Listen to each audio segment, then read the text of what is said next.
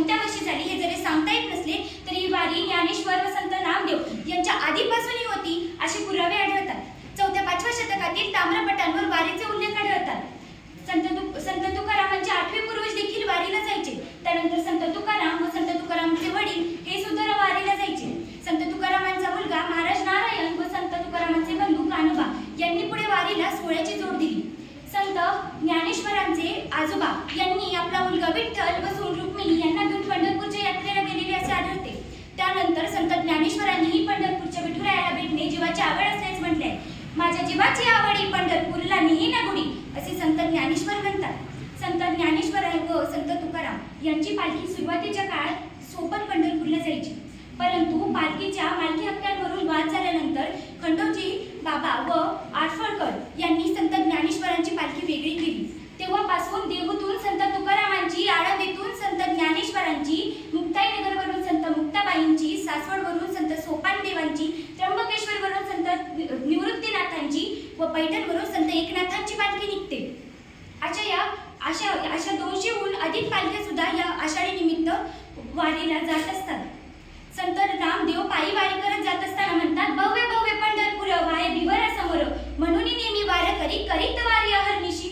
या संतांनी निर्माण केलेली वारी आणि वारीने निर्माण केलेली समता हे डोळे डिपून टाकणारी आहे. बौद्ध, जैन, मुस्लिम, हिंदू असे अनेक जाती आहेत.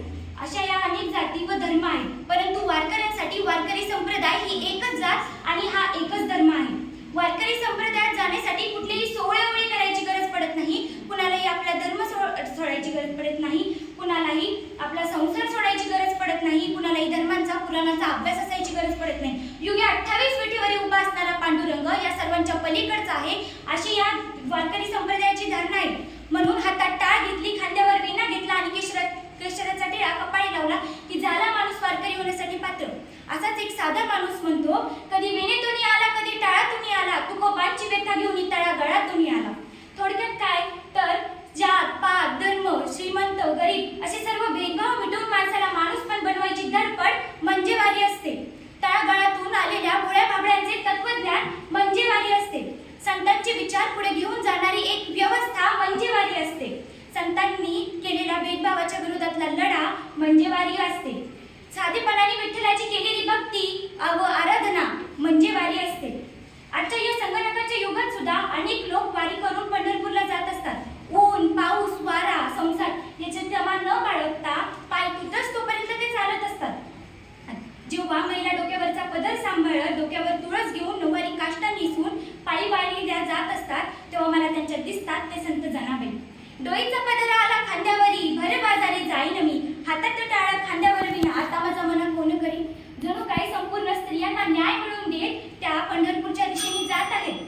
जेव्हा मला वारी काही तरुण 20-22 वर्षाची तरुण वारीच्या मागे पुढे करताना दिसतात तेव्हा त्यांच्यात दिसतात ते संत ज्ञानेश्वर. जळोती कर्मकांड असे ते संत ज्ञानेश्वरांचे विचार घेऊन पुढे चाललेले असतात. जेव्हा मला पालखीत महाराज ज्ञानेश्वर बंडगर, श्याम सुंदर सोनर यांच्यासारखे बंडखोर लोक दिसतात तेव्हा आठवण येते ते त्या काळातल्या बंडखोर अशा संत तुकारामांची. बुडती हे जरा देखविना डोळा, येतो कळावळा मनोवरी. जण असे हे संत तुकाबांचे विचार घेऊन हे लोक पुढे समाजाचे प्रबोधन वारीच्या मार्फत करत असतात.